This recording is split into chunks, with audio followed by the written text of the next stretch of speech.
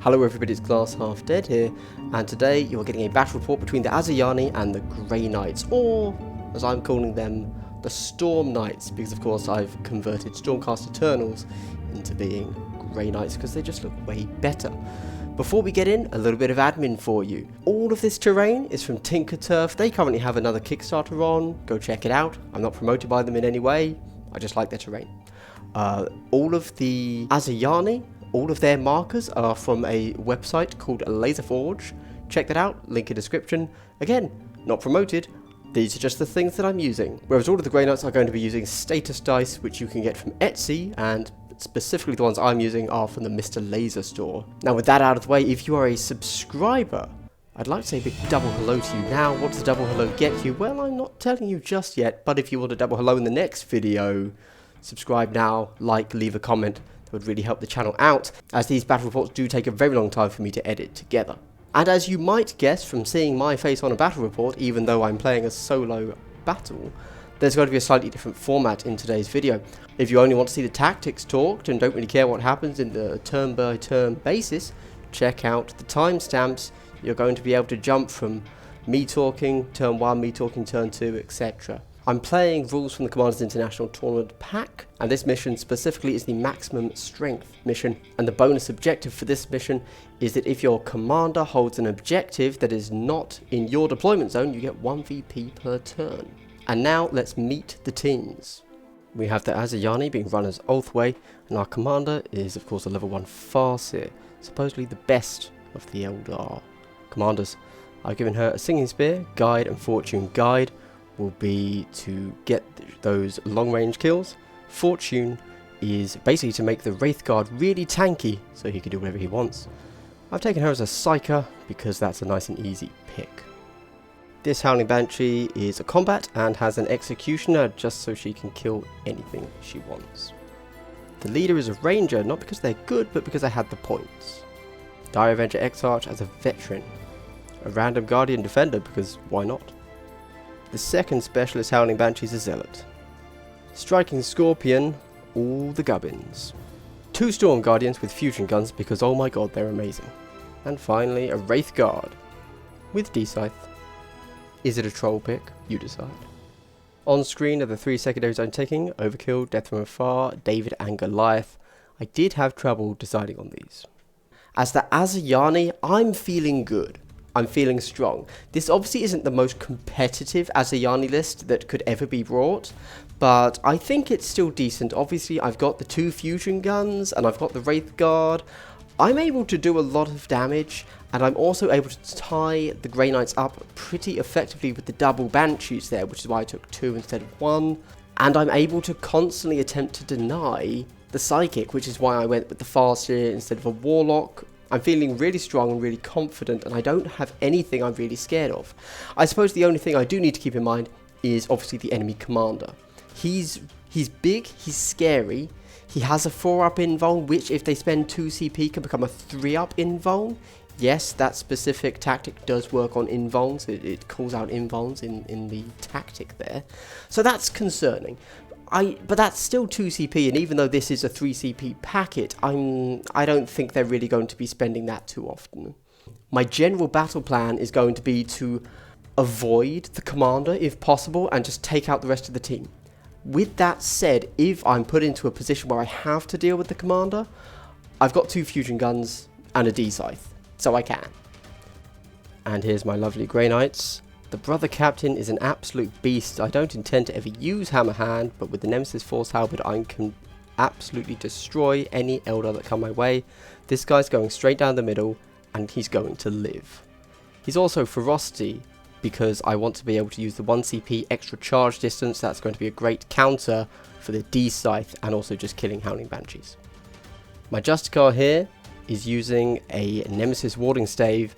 Ignore the 2 falchions. Those are mind bullets, not falchions. This guy's also going to get stuck into it because Grey Knights are safest in close combat in this game. A Silencer as Demolitions is going to rip through the Eldar lines, no problem. A Zealot with falchions because sometimes you just need to have a good model on the board. A regular Grey Knight with falchions. And then a combat Grey Knight with Force Halberd. The secondaries here are Overkill, Steadfast, Press the Advantage because I am intending my commander to do absolute work, Steadfast because it's a great pick, and Overkill because it's another great pick. I love all three of these objectives for Grey Knights. As a Grey Knight player, I'm scared. Now don't misunderstand me, my brother Captain is an absolute beast with 6 wounds, 4 attacks, strength 5, AP minus whatever, D3 damage, etc, etc. He's good. If he gets into combat, he can kill things. But he's still only T4, so we've got multiple guns here that are going to be doubling him out. Obviously, the 4-up save is really strong, but I don't know what I'm gonna do, guys. I'm okay. So with the silencer, we're able to get a lot of shots on. We're able to get kills. That's good. But I don't know what I really want to be killing first. Okay, no, that's a total lie. I need to get rid of these fusion guns. They are terrifying. I don't have an answer for the D-Scythe, though. Genuinely, the D-Scythe terrifies me. I don't know what to do about it. Wherever that is, I basically can't charge it. Unless it's with my commander. My commander can make that charge safely and get the kill. So, I want to try and put my commander into the D-Scythe. That will really free up a lot of points. But obviously, the Eldar's not going to let me do that, I assume. I guess my big thing is from the secondaries I've picked, I do want to be making sure that my commander makes a full move every turn. So I'm not going to be charging him into a tar pit. That's not what I want to do. I need to get him over here because of my secondary objectives. And by turn 4, I want to be here. That's actually quite a long way to move because don't forget, I'm just a regular Terminator with the 5-inch move. If I advance, then I'm not able to shoot, which is okay, I suppose, but I'm very concerned. Yeah, and because of the layout of the terrain, I can't just rely on my Storm Bolters. Normally against Eldar, Storm Bolters are actually very effective, but because of the way this is all laid out with these 2 large line of sight blockers, they're probably going to be able to get charges on me, and they're almost always going to be obscured. Although this sniper platform up here is really cool of an idea, I'm a 6-inch move. I can just get from the bottom to the top. That's possible to do for me, but obviously I can't advance. Whereas Eldar, they could just fly all over this. But for me, that's a big ask to get up there. So in reality, this guy, my only real long-range guy, is going to be sat where he is the entire game. Which is fine, because he can put down great covering fire there, and he can see most of this. But he's not getting up here, so that's a bit of a wasted opportunity. And likewise, the Eldar don't need to get up here as well, because they don't have any long-range guns, apart from the leader, who is going to hide the whole game, I suspect. Yes, there you go, Grey Knights. I'm scared. I suspect if I, as a Grey Knight player, have to go first, gosh, I don't know. I think I might just have to give up the idea of scoring the middle objectives turn 1. I think I'm just going to say, nope, not capping those, which obviously hurts to say, but at the same time, I think that's just the safest way, because otherwise, I'm guaranteed to get the fusion guns right in my face, and that's at least 2 dead Grey Knights turn 1. So turn 1 for Grey Knights is actually hiding. When you're Grey Knights, you've got to think glass cannon. Here we see the board set up for maximum strength. 4 objectives. Take a moment to take this in, as I am going to be talking about the layout, why exactly I've decided to play it this way in a moment. Ultimately, I would say that this layout favours the Eldar because of the raised platform, but at the same time the Eldar don't need to shoot long range, so they don't need that raised platform. Unfortunately, it is a little bit too high to be really effective for the Grey Knights. The asymmetry here will make for an interesting game, and I'll tell you why in a moment. Grey Knights win and so have to place first. We put the Demolitions Gunner up top, because where else are you going to put someone that needs range? The Eldar leader tucks himself away, never to be seen again for the rest of the game. The Zealot goes down on the point. Howling Banshee on the point. Grey Knight leader on the point but on the other side, away from the Howling Banshee. But the other Howling Banshee goes down. Regular Falchions. Dire Avenger X-Arch here, I can't decide where to put it. I settle with up top, thinking of using a veteran move. Combat Halberd goes down again, I can't quite decide where to put it, I'm feeling a bit stuck. First fusion gun down, the commander himself goes up top, he's afraid of no one. Second fusion gun down, and the commander goes down on the point. The big Wraith Guard getting ready to take on the Grey Knight leader, striking Scorpion because he doesn't know what to do, and finally, Guardian Defender. The Grey Knights are scared, they don't know what to do and they are outnumbered. The Eldar on the other hand are feeling pretty confident. Fusion guns, D-scythes, they have the weapons to handle the Grey Knights. Now I just want to quickly explain why the board is set out the way the board is set out. I know a lot of people are really big on having symmetrical terrain, and this is almost symmetrical down the center line here, but obviously it's very asymmetrical along this line, and the reason for that is twofold. Firstly, because it's just easier as somebody recording a battle report to not have anything too high in the foreground, but also as a design concept I quite like asymmetrical terrain. I think it helps to balance things out just a little bit. I don't think symmetry is actually necessarily a good thing because the game itself, the way we play turns, isn't symmetrical. It is an asymmetric game. So asymmetric terrain arguably helps that. Now the intent here is that with these two line of sight blockers here, which do just completely block out entire parts of the board, there are no good firing lanes on this board unless you're right in the center already. So the intention is that up here with the higher ground, this should be hotly fought over, because once you're up here you can actually see the entire board, which is the other point of having one high position and then deliberately having the rest of the board actually very low. Like there's not much here.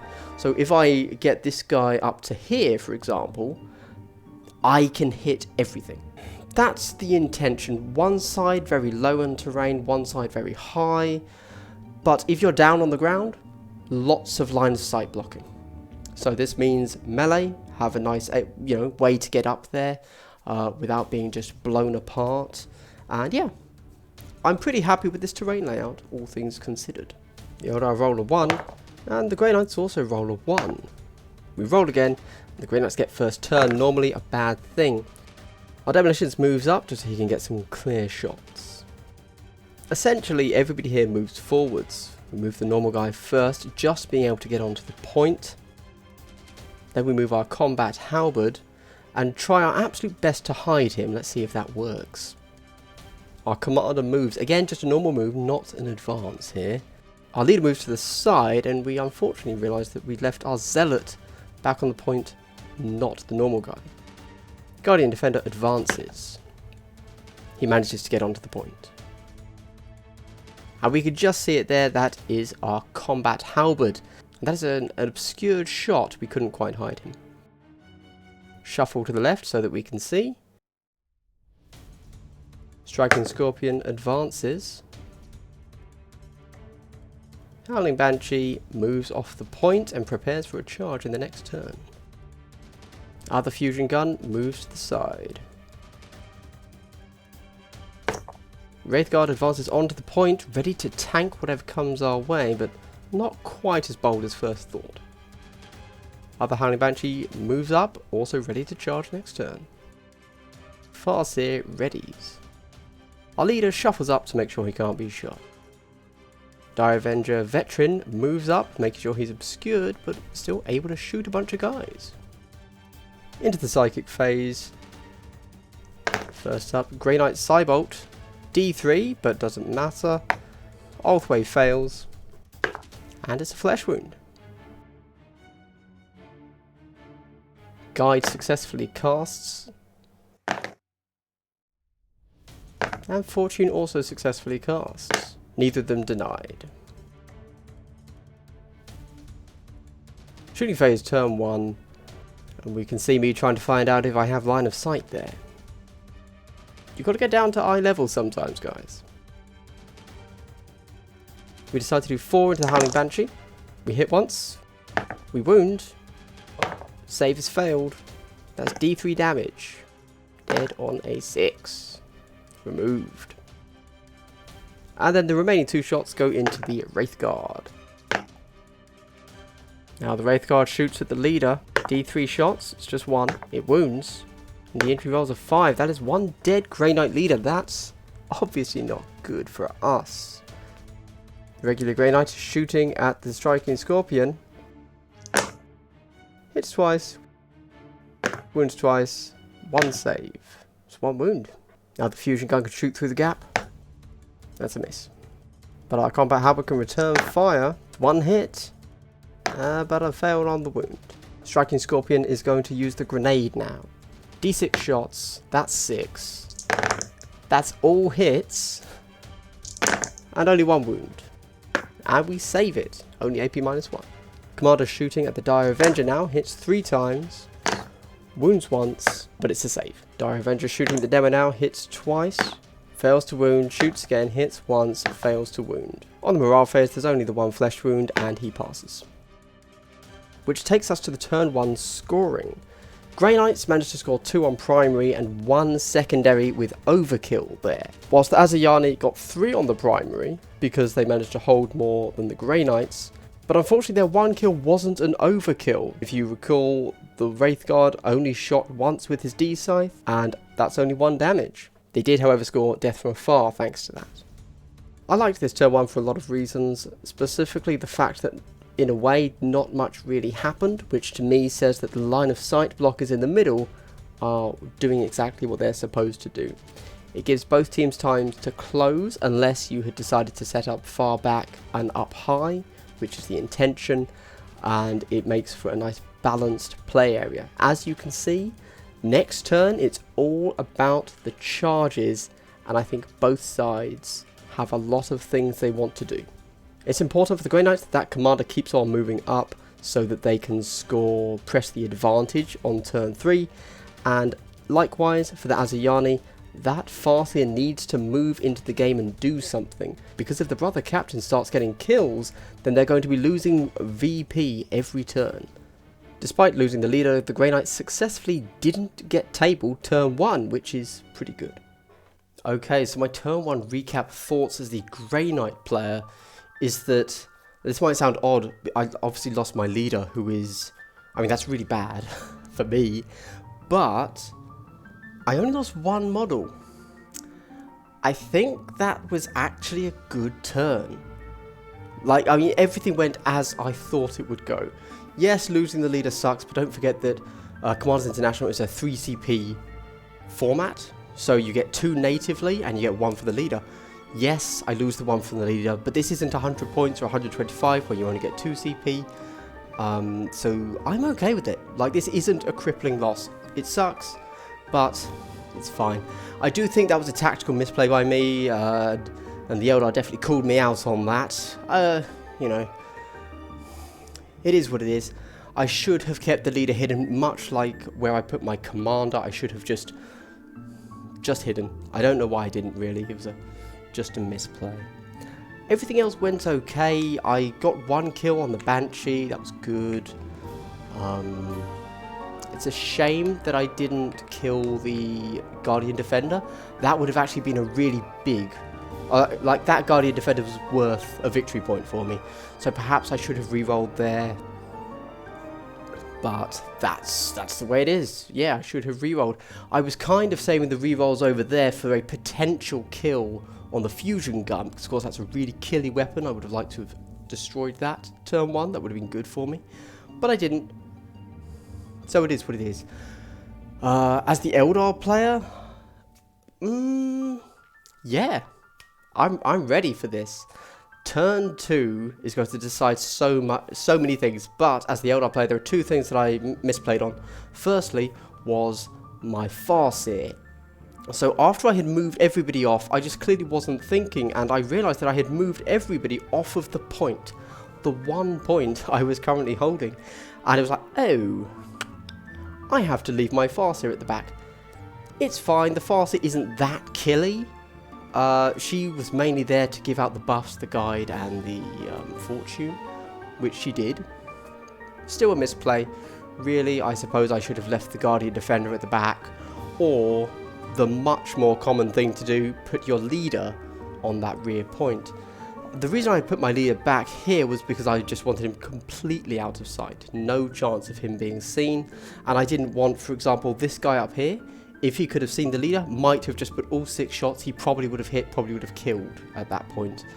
And I didn't want that to happen, so I just straight up hid. In hindsight, I wouldn't do that again, but it is what it is. The leader being back here now, actually, I think he's now safe to move up and attempt to challenge this guy along with the Dire Avenger Exarch, and that's it. Yeah. Now, as my general thoughts going into turn 2, turn 1 was almost like an arena where you just kind of move up, you position. There's not really much going on in terms of actual fighting. Turn 2 is where it all gets decided. I know, because I'm both of them, but I know that even if I was just commentating on this match, I think we all know that the first thing both teams are going to do is use decisive move. There are so many good charges all across the board. Doesn't matter who goes first, both teams want to get charges. We've got the Banshee, obviously. We've got the Wraith Guard. We've got the Commander. I'm really excited to see what the Commander does, actually. The Brother Captain has an amazing charge right here to get in with both the Banshee and the Wraith Guard. Both of these guys over here want to charge the Scorpion and the Defender. This truly decides the rest of the game. Turn 2 is where it's all going to happen. If my guys can get into close combat, the fusion guns are no longer an issue for me. If my captain, Brother Captain, can kill the Wraith Guard, who cares about him anymore? And he has the power to kill both the Wraith Guard and the Banshee in one turn. So, yes, I'm actually really excited for turn 2. Yeah, it all just pivots around who goes first. If the Eldar go, and they manage to lock the Grey Knights where they are, stop them from getting onto the points for the rest of turn 2 as well, I would probably say that Asuryani are going to take this. If the Grey Knights get a solid charge, the Brother Captain here are able to consolidate around to get on the point, contest. It's all going to be about the combat phase. But before we get to turn 2, those are my predictions. What are yours? Who do you think is going to win? Let me know. If I had to guess who's going to win, I'm actually, this sounds silly now that I'm thinking it, I actually think the Grey Knights have the advantage because they only lost their leader turn 1. Sounds a bit mental, but yeah. I'm saying this is a win for Grey Knights. What do you think? Okay, let's get into turn 2. For the initiative, we both roll a 4. And then we both roll a 1. I'm not having much luck with initiative rolls in this game. Finally, the Asuryani take it. As I said, it's a decisive move, but again, the Eldar take it. The Banshee charges, but luckily can re-roll on a 3, goes to an 11. Huge charge, can go anywhere she wants, and she decides to do exactly as I said, and lock down both the Commander and the Combat. That is a huge first charge, looking bad for the Grey Knights. Now the regular Grey Knight decides to charge the Striking Scorpion, who overwatches with a grenade, only gets 2, misses both. It's an easy charge on a 7, and he goes on to the point. We quickly check to see if he could get both, but he can't, so shuffles up towards the Striking Scorpion. Back to regular movement, and the Guardian Defender decides to charge the regular Grey Knight, and the reason for that is because for whatever reason the Grey Knight forgot to base the Striking Scorpion. A great move from the Eldar. The fusion gun moves up onto the point, getting a second body on there, and also now able to shoot the Zealot at the back. Wraith Cannon moves up, makes sure he's on the point, but can also shoot stuff if need be, and possibly even get out of the way of the silencer.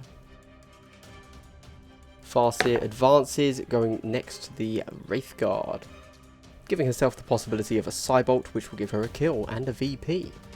The leader advances to replace the Farseer on the point. This is probably where he should have deployed in the first place.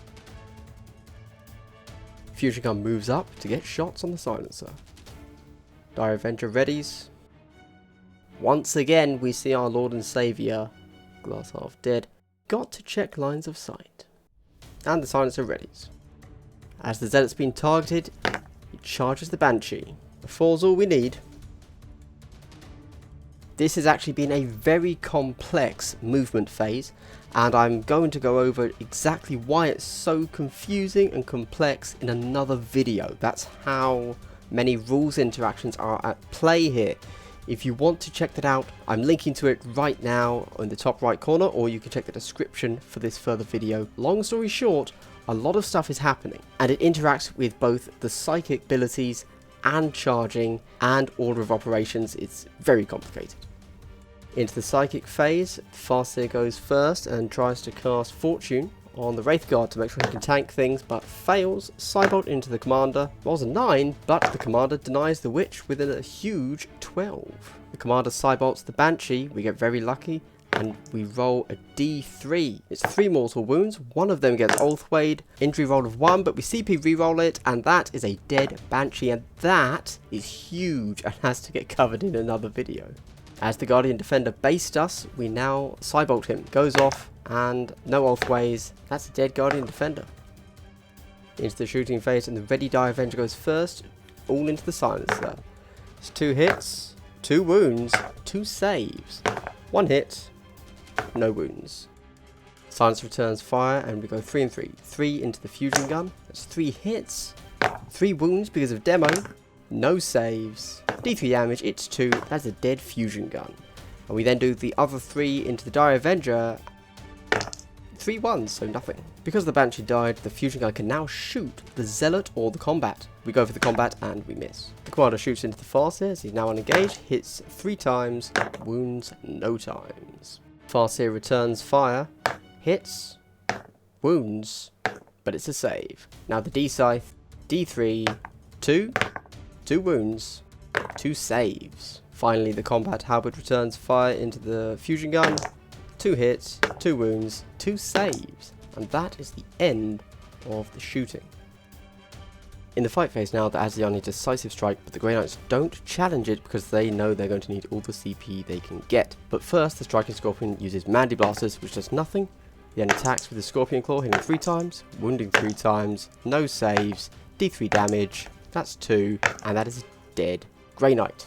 That is frustrating, but it's okay because we have the commander. To understand why the commander can now pile in, check my other complicated rules explanation video. But he can do this. He goes in and he can only just touch the Wraith Guard. He hits 3 times, wounds nothing.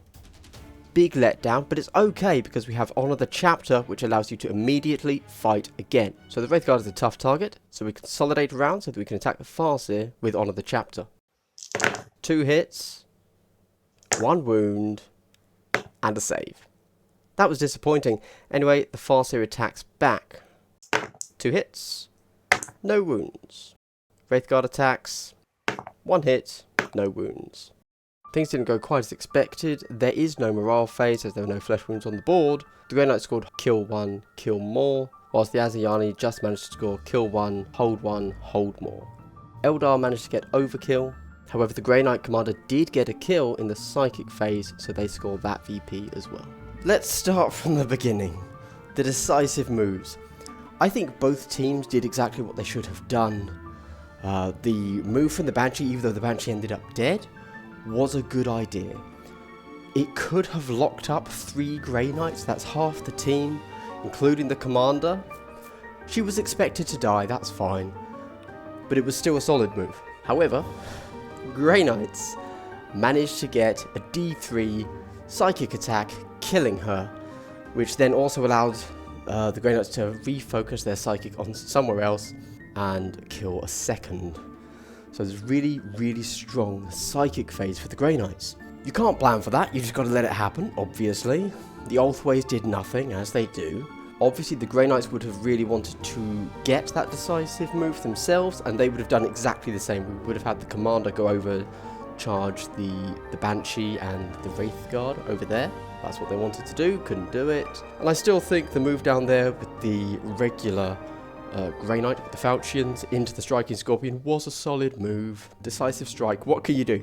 The Eldar, despite losing 3 models that turn, are still in the lead, and because the commander is now tied up here, could win the game really easily. Don't forget the Grey Knights, they have one of their secondary objectives being pushed forward, or whatever it is, where the commander is going to have to end up here. I'm not sure how that's going to happen in 2 turns, but that really is what the Grey Knight commander has to do now. So he's tied up for this turn with the Farseer and with the Wraith Guard. All in all, considering the dice rolls of this turn, I think both sides played the way they should have. I don't think there were any actual mistakes. However, dice. Man, okay, so when the commander moved in to attack the Wraith Guard, that made sense. It wasn't expected to kill the Wraith Guard, because anytime you have to roll 5s to wound, that's pure luck. But the plan had always been to honour the chapter, move round, try to attack the Farseer. We then rolled a lot of 1s. So the Farseer shouldn't have actually died statistically this turn, but he should have taken at least a wound. What can you do? The Farseer is terrible in melee combat, didn't do anything that was expected. Likewise, the Wraith Guard, despite being very good at surviving, in melee isn't very good, especially against a commander level model, such as the Brother Captain there. Everything happened as it should, if you consider that the Grey Knights rolled a whole bunch of 1s. But on the flip side, they managed to D3 that Banshee, so going into turn 3, the Grey Knights are going to have to figure out what on earth they want to do here with the commander. They need to focus on the objective and get the commander to there and just give up the Farseer and the Wraith Guard. Of course, that depends who goes first. If the 2 of them fall back from the commander, that gives us an idea, but if the Grey Knights have to go first, then they're full back, and then he's going to get D-Scythed, which is like, okay. The D-Scythe isn't the most scary weapon, luckily, because the commander, the 4-up invuln, etc. But it's still not fun to be shot with. And if he does do that, then Fusion Gun over here is genuinely scary. So got to be careful there. That could one-shot the Brother Captain. The Eldar, however, are actually feeling pretty solid. There's only 4 models on the board. The Striking Scorpion wants to do exactly what he did this turn, get in again with one of them, use his Power Fist style weapon, maybe even get a Mandy Blast to hit. This guy over here with the Silencer is pretty scary actually, so we want to focus on killing him. The Farseer might want to try and get a Cybolt on him. That's going to be the best way to kill him. All in all, I think the Eldar have a pretty clear vision of what they want to do. The Grey Knights are a little bit more confused, and it's going to come down to what sort of rolls do they get. We're scared of that Fusion Gun. That can still be killing a model a turn. The commander doesn't know what he's doing. That Striking Scorpion has already made its points back, so well done him. I'm not that scared of him still, but I should be, obviously. And let's go into turn 3. It's hard to say exactly what each team is going to do until we know who is going first, because that will dictate the entire turn, as it always does in Kill Team. Anyway, turn 3. Going into the movement phase of turn 3, the Eldar take it. Now they have to decide if they want to fall back, stay engaged with the commander. It's a big decision. It's going to decide the outcome of this game. Well, they decide to fall back. The Wraith Guard, of course, can fall back and shoot, which is something to keep in mind. He positions himself so he can still attack the Silencer. The Farseer also falls back because she doesn't fancy her chances against the Brother Captain. Die Avenger readies. Leader readies. Fusion Gun readies. Striking Scorpion charges, hoping for a repeat of last turn. Over to the Grey Knights, the Silencer readies. And the commander falls back, opting to try and get onto that final point. Into the Psychic phase, and the Eldar go first. So Cybolt doesn't get denied, and the commander takes a wound. Commander Cybolts, but it's denied. Combat Halberd. Double 12, we have to CP reroll it into a 9. Ulthwave fails, and it's a flesh wound. We can't reroll, of course. Over to the shooting phase, readied first. It's the Fusion Gun, obviously, into the Zealot on the point. It fails to hit, but we CP reroll. We hit. We wound. D6 damage. That is a dead Grey Knight. The Silencer decides to go all into the Commander. It's likely to kill. We get 5 hits. We get 2 wounds and then 2 saves. Unlucky. Dire Avenger into the Silencer. 2 hits. 2 sixes. That's 2 rending hits. And it's a 5 on the injury. Nothing the Grey Knights can do there. Dire Avenger's other gun goes into the Commander, because why not? And nothing happens. Leader shoots into the Commander, because there's no other targets. Nothing happens. It's a miss with a 1. D-Scythe into the Commander, that's D3 shots. Getting 3. 3 wounds. 2 saves. Commander takes 1 damage. Fight phase turn 3, and the Grey Knights have to decisive strike, even though they're not having good luck with that roll at the moment, because otherwise they are dead like last turn. So roll off, and the Eldar take it. 3 attacks, only 1 hit. But it wounds. We don't save. 3 damage, and we are dead. Morale phase, because the Commander's the only one left on the board. They don't break, luckily. Into the scoring phase now, and the Grey Knights are lacking. They didn't get the rolls they needed. They didn't manage to score much of anything there. Not only did they not get a kill, but they also no longer hold any points. They also have no CP left to try and challenge anything. The Asuryani, on the other hand, only have a Commander to shoot at now. Okay, so hear me out, right? I may have been a little bit premature with my earlier prediction about Grey Knights winning this. Oh boy, okay. First things first. I made a slight mistake. Did you catch it? I didn't mention it during the turn 2 roundup, but Grey Knights took Steadfast as one of their secondaries, and I moved my 1 model off of the only objective that I'd held in turn 1. So that was 3 VP right there. It's not looking good, that's what I'm saying. Since then, what else happened? The fusion gun, etc, etc. It is what it is, guys. It is what it is. Yeah, okay.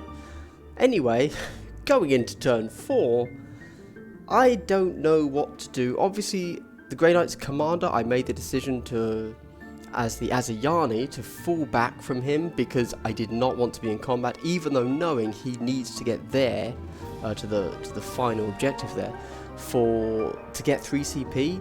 Knowing that I'd fallen back, he could only move 5 inches, and the hope is that I will somehow be able to kill him by throwing just everything at him, or something like that, in the next turn is the plan, or somehow blocking him if I charge with the leader, go to the other way, then he won't be able to consolidate on, but that would require a decisive move, and then they could challenge with the decisive move, etc. You know, we'll see. It's possible that I can stop him from getting on there, but having done the maths, I don't think Grey Knights can win unless they get unless they get all 5 VP and manage to score another overkill, which could happen, I suppose. But they lost Steadfast, and that is what has changed the game. I don't think the Grey Knights can win. Let's see how turn 3 plays out. Turn 4, the movement phase, and the Eldar gets to go first, which means they can basically win it with a single move. The Wraith Guard charges the Commander, fails to get in, but we CP reroll, and it's a 10, and it's an easy charge, and they manage to lock the Commander in place. That's basically the game right there. The Striking Scorpion also charges, but fails. Over to the Psychic phase, and the Farseer Psybolts the Commander, who takes a wound. No big deal. Commander Psybolts back and does 1 damage. Into the fight phase, and the Wraith Guard manages to miss. However, there's nothing left to do, so we CP reroll, we hit, we wound, but it gets saved. Over to the Commander, 3 hits, 1 wound, but it's saved. And that's what wounding on 5s is like. Final roll of the game is going to be morale for the Grey Knights, and they pass it. The final score is looking rather embarrassing for the Grey Knights there. The Asuryani ending with 14 VP to the Grey Knights 6. This did not go well for the Grey Knights after that strong looking turn 1 and a very good looking turn 2. They failed to get the rolls they needed to make anything happen. They put themselves into a dangerous position, and unfortunately they didn't manage to pull themselves out of it. Let's go over to my final thoughts on this game. And here we are at the end of the game. Let's quickly talk turn 4 before we go to the generics of the game. That charge by the Wraith Guard won the game on its own. Completely froze up the commander so he couldn't go anywhere. Even if he had then died in the combat phase, commander wouldn't have been able to actually consolidate away. So great, job done. That was the game right there. I almost stopped playing after I made that move and realised there was no way to win. But I was like, no, the Eldar might actually get the kill, which would then give them David versus Goliath for a secondary. Grey Knights, where did they go wrong? To be honest, there was nothing they could do in turn 4. We knew that, so that's fine. And now let's talk about the generics of this game and commanders, etc. So let's start with generics of commanders. Some of you maybe haven't played commanders, maybe you're a little bit skeptical about it. I'd say don't be. If you feel that commanders aren't something you want to play, that's totally fine. Of course, I personally enjoy 125. I think it gives you the most kind of options, but I think commanders is totally viable as a way to play. I do like, just because who wouldn't, right? I like being able to play with more toys. Grey Knights kind of don't get that. Their cheapest commander is 96 points, but if you give him the Stormbolt, he becomes 100. This guy's 100 points, and just better, frankly. Being able to play with more points is just kind of more fun, and when you're playing a kill team size game, there isn't a negative, So like if you're playing 40k, and you say, hey, I like more points, let's play 5,000 points, that's a long game. It doesn't really matter how killy things are, it's a long game. In Kill Team, I think I could play 250 points and it wouldn't actually extend the game time that much. I wouldn't be able to finish in under an hour and a half, but it wouldn't go over 2 hours. That's the kind of time differential you might be looking at. And 200 points, this has been a nice, quick game. To be honest with you, neither side is a horde. Obviously, Grey Knights, I like playing the elite teams just because they are easier to play and quicker to play. But this Asuryani team was a decent size. It was no swarm, but, it did what it had to do. And of course, whenever you take a big unit like a Wraith Guard on the team, that's instantly fewer things. So all in all, commanders, I'm more than happy to play more. It's a whole aspect of the game that obviously I and many other people haven't really explored that much. Definitely not in a competitive sense, and only very minorly so in a casual sense.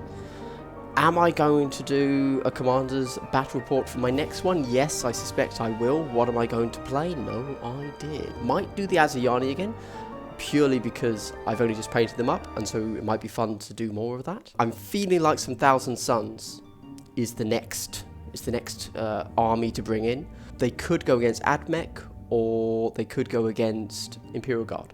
Not sure. We will have to see. I need a break from filming a battle report. Just to give you a little... this has been filmed over 4 days. Is that right? 1, 2, 3...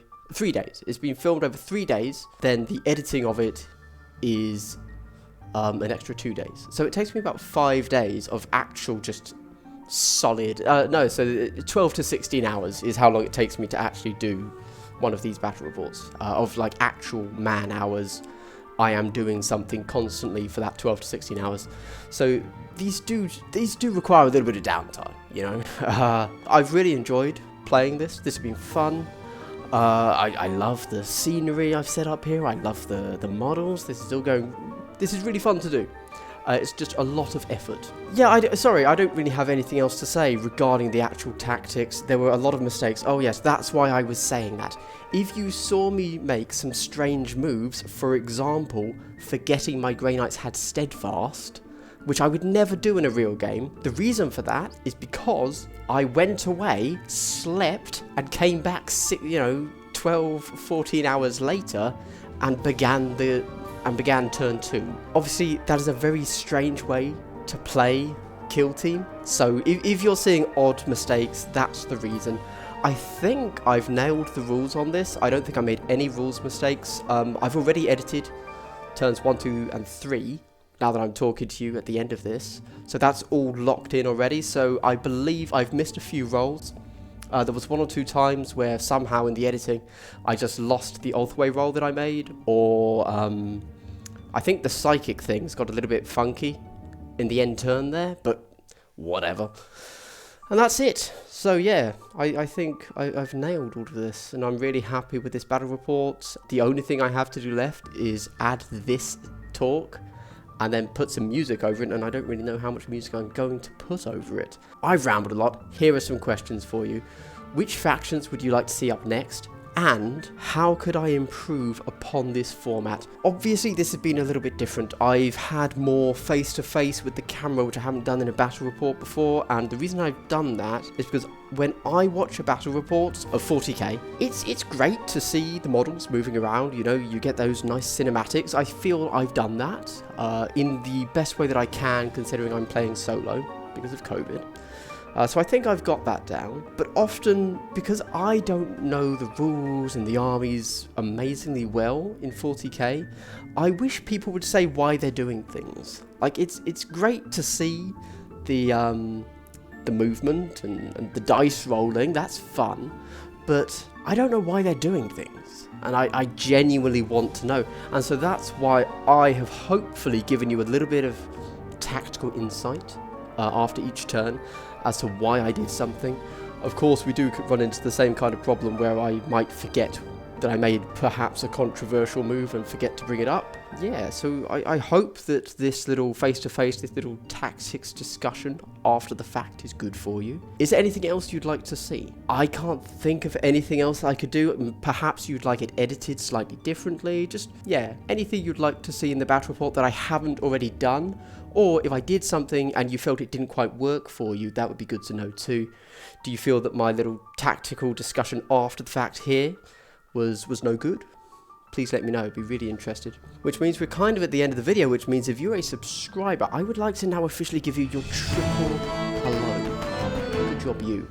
And thanks. If you've made it all the way to the end, it's been a big help for my channel. You know, I'm trying to grow it bigger, try to do all that stuff, just because I like doing it and I'd love to have more of a reason to do it. Obviously, I'm going to be doing a few more Kill Team battle reports because I can't do anything larger whilst I'm in lockdown, although once lockdown ends and things return to normal, I would like to do more 40k stuff. Warcaster, that is also happening, but I don't have access to any of my Warcaster stuff whilst in lockdown, which is very frustrating. My bad, what can you do? Oh, and hey, if you have made it till the end, if you've enjoyed this video, 2 things to keep in mind. Firstly, check out my Discord if you're not already in there. We have a whole bunch of stuff going on with Kill Team. Very beginner friendly chat is what I would say. You can ask the basic rules, we can point you to the places to go, etc. And also, if you have enjoyed this, consider becoming a Patreon. I don't really know what's going on with my Patreon. Do you get anything for being a Patreon member? I mean, apart from my eternal gratitude, of course. You do get access to videos early sometimes. For example, this battle report would have gone up for my patrons before it went up on my main channel for everybody else. And you also get a funky coloured name in Discord, depending on the tier you've donated at. And in the future, once lockdown ends and things go back to normal, you will get more stuff. I will be doing some sort of competition type things where you can win things. I will be doing, at some point, Patreon only content to a higher degree. But for right now, what you would be getting is just supporting me, and that'd be really awesome. Thank you very much. Anyway, this has been Glass Half Dead. I hope you've enjoyed this battle report. Genuinely, I want your feedback. I'd love to know it all. And I hope you've had a good day and continue to have a good day. Goodbye.